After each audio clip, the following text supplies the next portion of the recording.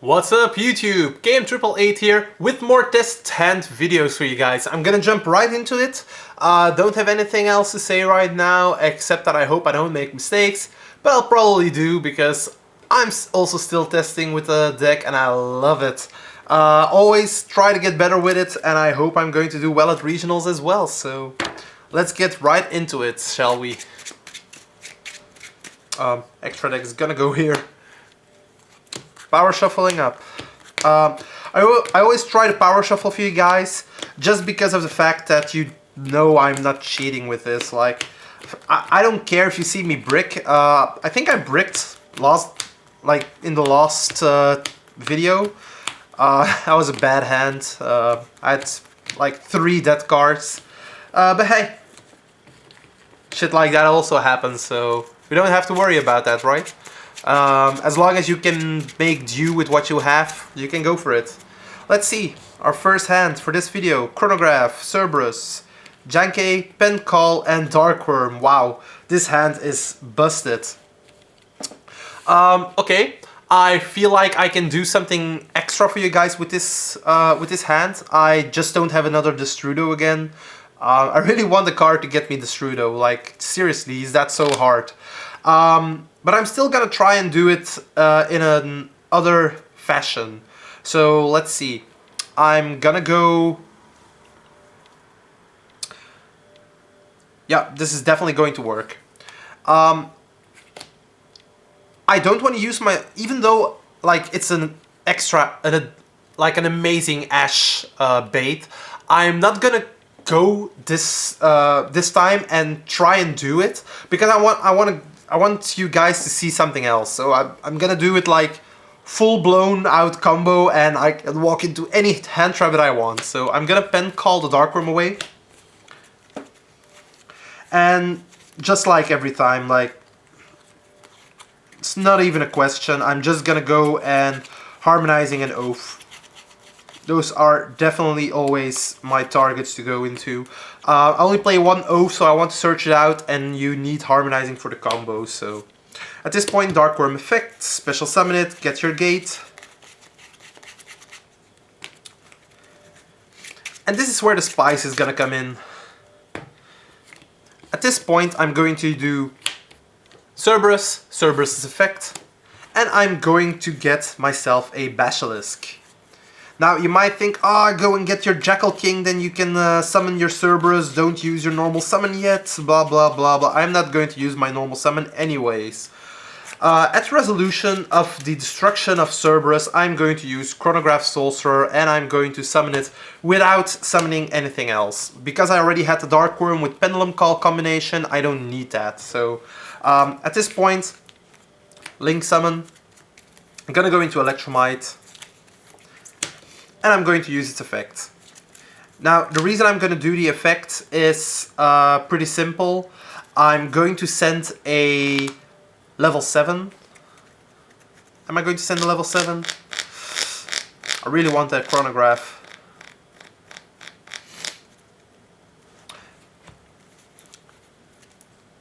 Again, I don't really need to do the effect, but I'm going to do it. So I'm going to send a Magician this time, and I'm going to send Purple Poison.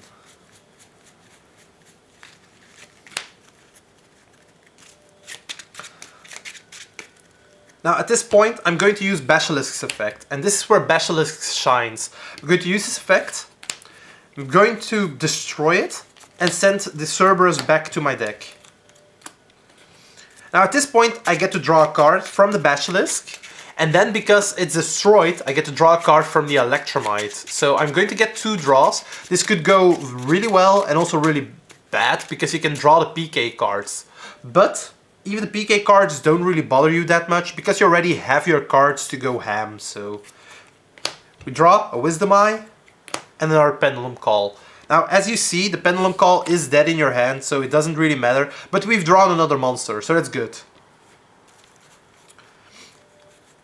I really want my level 7 in the extra deck still, and I really want my Chronograph as well in my hand, so I'm going to scale my 0. Like, if I still had another Chronograph, maybe over the Janke, then I wouldn't, or maybe over these two, then I wouldn't have scaled this up and I would have just sent a level 7 instead. But now I feel I need to. So Electromize effect, going to destroy this. I'm going to add back the chronograph. Scaling chronograph and oath. And at this point I'm going to Pendulum summon. I'm going to summon the Gate 0, going to summon the Purple Poison, I'm going to summon the Janke because I already have a level 7 in hand, and I'm going to summon the Harmonizing Magician. At this point Harmonizing is going to trigger and I'm going to summon like any magician monster. Now, and because we don't have the Cerudo, this is where it would be fun to come in if I had a White Wing Magician. I wasn't playing it anymore, but I was still doubting. Like, sometimes I'm playtesting with it and sometimes I'm not. I am going to get it for you guys, just because of the fact that I can show you what it can do. And it's not only in, like, awesome hands that you can do this. Like, you can summon the White Wing right here, and it'll give you an additional plus. So you're going to see. Overlay. Into Allies Absolute. Using the Chronograph's effect.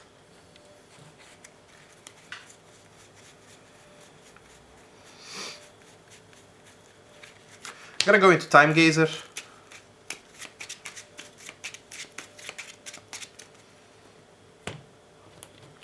At this point, overlay, Link Summon.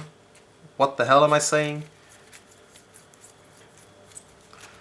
Underclock, and using the effect of the Absolute, summoning Raging.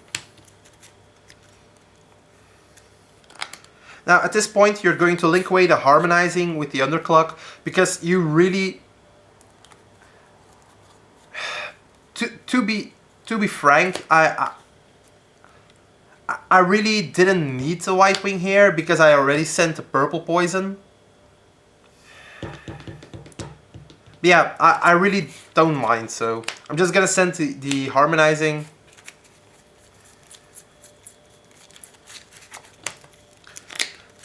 Summoning the Rusty Bardish. Now at this point, let's see what I have here. I have an underclock taker in my graveyard, so I'm going to synchro summon these up. So the White Wing is banished. And I'm going to go into Borreload Savage Dragon. Now at this point, Savage Dragon's effect is going to trigger, and you're going to equip the Underclock Taker, giving your Borreload Savage Dragon the necessary counters. Where's my die? Why do I feel unprepared? This is my second video in a row. Borreload Savage Dragon. Now, at this point, you're stopping your opponent from ashing the Bardish, because Borreload Savage Dragon can negate anything. So, you can just freely go for the Rusty Bardish effect. Sending Cloak. Setting the Rusty Bardish, setting the Shade Brigandine. Now at this point I like to put Wisdom Eye Magician in the scale for next turn. It doesn't do anything bar the fact that you can use your Oath Dragon. So using the Oath Dragon's effect, and you're going to add the Purple Poison to your hand. Now at this point, normal summon the Purple Poison. Using the Cloak, banishing it, is going to make sure you can add the Silent Boots. Special Boots, because you have a Phantom Knight monster. And you're going to link it away with the Electromite. And you're going to make Decode Talker.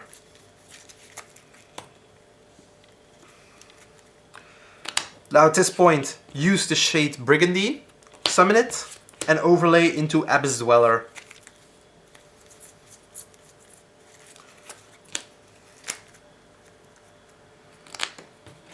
Using the Silent Boots effect, finally, is going to allow you to add that rank up magic card to your hand. But don't forget it, like I've seen people actually forget it at the end because they thought their play was over, and yeah, after that their play was over, but Sadly, not in the good way. And you can set this. And as you can see, you've stopped their place for interruption of the Bardish. And now you have like a Borreload Savage Dragon for in the standby phase in case they have like a double Twin Twister or something. You can just stop them with Borreload Savage Dragon once, and then with the Deco Talker on the Rusty Bardish, you have the Dweller. It's awesome. You have everything at this point, and you can just do whatever you want. I do want to believe the White Wing made it possible, but I don't think it mattered. I'm still testing out this card. Sometimes it's good, sometimes it isn't. And it's just there as a fact that you can make Borreload Savage Dragon if you don't have the Magician. Like, if I didn't have the purple poison, I wouldn't have been able to make the White Wing. But I also didn't have to put purple poison in the extra deck with the Electromite. I think I could have done something else and it still would have been fine because of the White Wing. I just need to learn a little bit more how to play with it or without it, so... Yeah, but this is the field that you'll get, so I feel that's a really decent combo, so I like it. Now, if you don't want to play with the White Wing, the thing that you could have done... I don't think I can regress down from here. Let's see.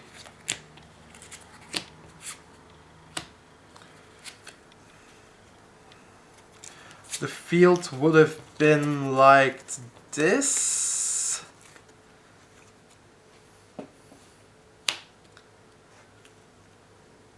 This would have been in the deck. This would have been in the deck.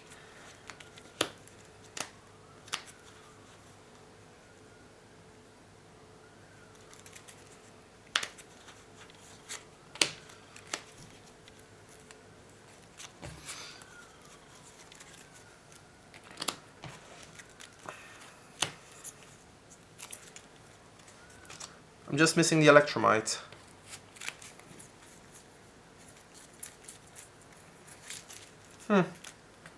Oh, here's the Electromite. Then I'm missing the Underclock.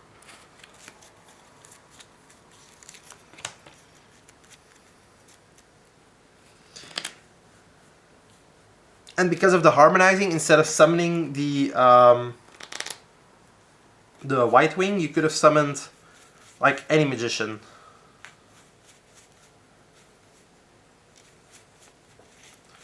So let's say we summon the Black Fang. We don't really care which one we summon.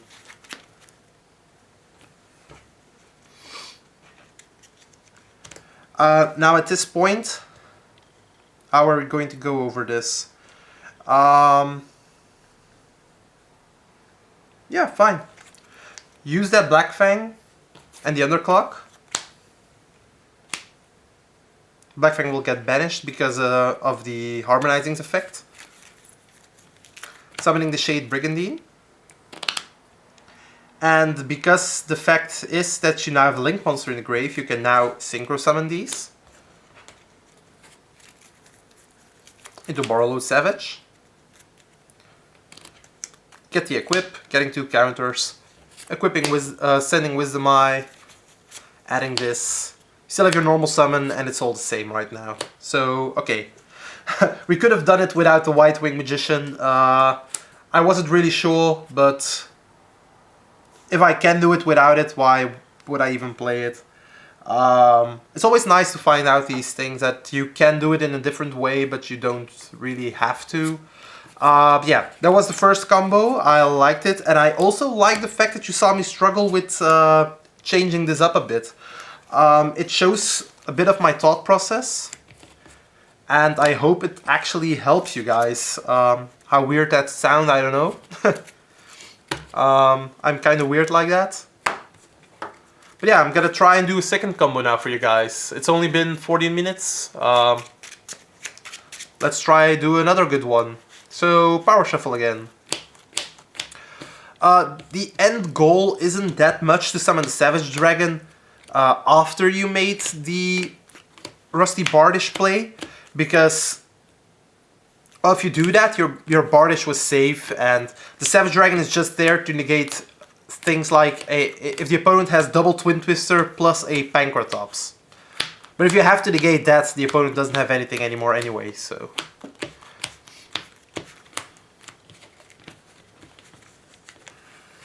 But yeah, things like that do happen, so... The only reason why the Savage Dragon would be viable is if they somehow get over your play with the Kali Yuga, because to be honest, the Savage Dragon will just lose its counters as soon as Kali Yuga hits the board, so yeah. Oh, this hand is actually fun, I think. Not a real starter, but we can get to one, so let's see. I'm definitely going to play Allure first, just because of the odds that I'm playing 5 Pendulum calls. There's a real chance that I draw one, so... Allure. Drawing Curtain Raiser and Dragon Pit. I'm definitely going to banish the Jackal King, because it doesn't do much here. As I said, it's just in the deck as a starter card with Cerberus, but if you draw it on its own, the Monster Negate doesn't really help you, so... Curtain Raiser, special summon it. Normal Dark Worm. I really want to normal this in favor of holding my normal summon till after the Pendulum summon, because I rather have Chronograph in my hand, so... It's... Yeah, I like Chronograph way more, so yeah. Because I'm still missing the Oath Dragon, I'm definitely going to search it out right here. So, Electromite, sending the Oath Dragon.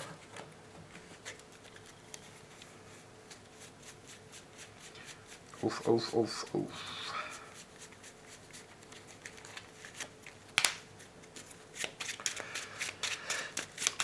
The entire combo comes down to the same thing. How many extenders can you try to force onto your field before you Pendulum summon?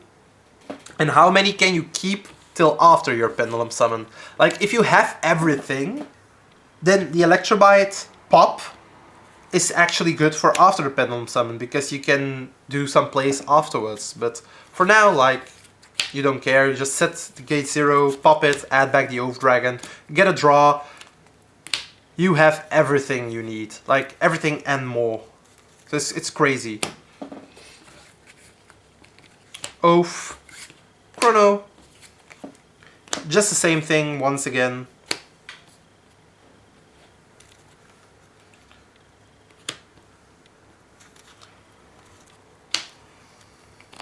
Effect of the Harmonizing, summoning a level 7.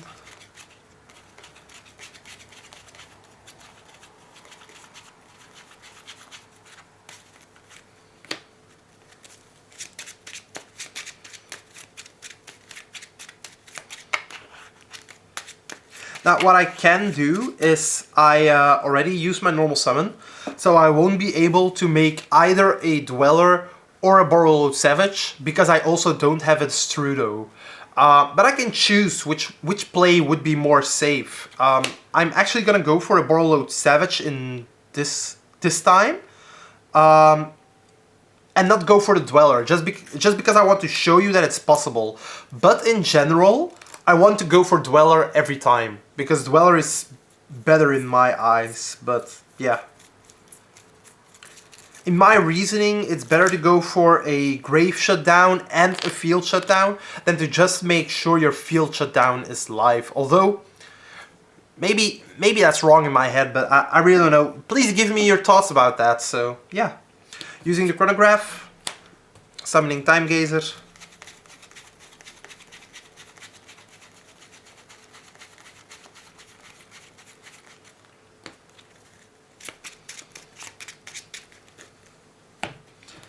Link it away. Same things once more. Underclock and Raging. At this point, Darkworm and Underclock are going to make my Bardish. And because you've used the Underclock, you have a free open spot. which is always nice. So you can easily go for Borreload Savage Dragon. Now, Savage Dragon, equipping the Underclock, having 2 counters. And because you haven't used the Overdragon's effect once again, using the Dragon Pit, adding back a Harmonizing, you still have cards that you can still add back next turn onwards. So you have enough fodder. Now it would actually be fun to add back a Black Fang as well. Or if I had kept the Black Fang, but then I would have made the Borreload Savage. Because I haven't used Pendulum Call this time, I think. No, I haven't. There are some varieties of the combo that I still have to think about sometimes, so... And when they come up, like in here, I have an entire new scenario in my head that I can use in another test video, so I'm happy with that. Sending Cloak to grave with the Bardish. Setting the rank up spell. Using Cloak, banishing it. Adding Boots. Special Boots. Make a Decode Talker.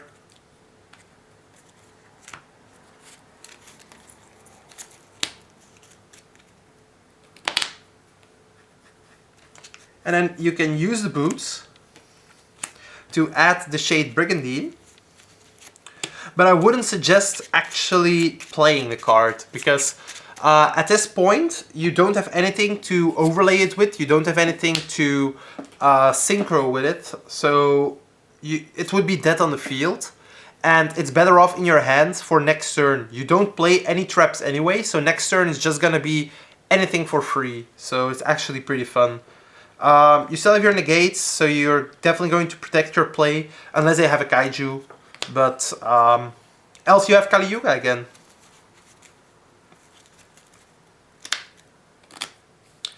So yeah, now the one other play that I was thinking about, I'm going to explain it for you guys, just so you know that you're a little bit on the same, what's it in English? You're on the same brainwave as me. Like I'm pretty sure that's not an expression in English like it's in my country. Just so you know what I'm thinking about. If I, instead of going for the Black Fang, I special summoned the Dragon Pit in the Pendulum summon, then I could have used the Harmonizing Magician to summon the purple poison from the deck. So with the Dragon Pit, you could have still gone for the Absolute play, and with the purple poison, I could have still gone for the Borreload Savage Dragon play. Now, where the new part comes in is, because you still have that Black Fang in the hand then, you can put it in your scale, use the Oath to still get back the Harmonizing, so you're still the same page there, but because you haven't used Pendulum Call, your scales are actually vulnerable to Kali Yuga. So as soon as you use Kali Yuga's effect, and you're going to blow up the field, this will get blown up, and you can special summon the Jankei Magician that's in your graveyard. So you get another 2/5 body on board just for free because of that. And next turn you can actually use it to negate monster effects. So it's actually another neat way to use your field, and would have actually been better in this case, with the only difference that I would have banished a purple poison on top of what I had right here. Or a Wisdom Eye. I could have summoned a Wisdom Eye with Harmonizing as well, just to banish that. That would have been less important, I guess. But I hope you can follow my train of thoughts there, so... yeah, that's also a thing that could happen. So yeah, I hope you guys liked this video. More test hands coming up.